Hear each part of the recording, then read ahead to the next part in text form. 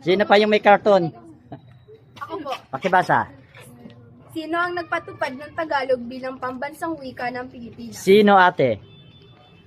Secret. Balarila yan.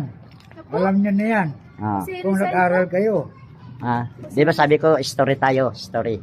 Si Rizal. Sino tamang sagasigutan mo? Kanina, yung Jose Rizal? Bakiran Lumpo. Sigurado ka na? Sure ka na? Anong number yan ate? Apolinario Mabini. Number 8. Emilio Aguinaldo. Sorry, ligwa ka na po. Ako po, ako meron po. Ito. May mga Wala nang nakatama. Wala akong nakasagot. Pakiwari ko, paborito ng subject, Chrissy. Si Si- ano po, Ferdinand Marcos. Ang? Sr. Ferdinand Marcos Sr. Ang alin? Ang ikasampung presidente ng Pilipinas. Number ano yan? Number 4 po. Ferdinand Marcos ano? Senior po. Senior? Okay ate, tama ka. Okay.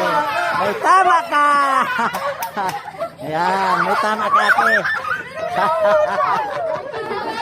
Yan po mga kapako, si ate po ang isang nanalo sa atin pong knowledge challenge ha. Siya po'y tatanggap ng halagang 100 pesos na pambaw niya. Yung sandaan, nasa na sandaan?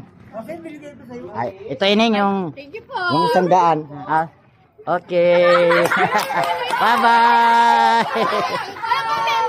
Richard, Kuya Richard, ito may sticker tayo ha. Bibigyan ko kayong sticker. Sige, follow nyo. I-follow nyo ha. Follow po. Pahulaan kasi Ano yan. pong Facebook? May premium yan. Ito. Follow nyo ha.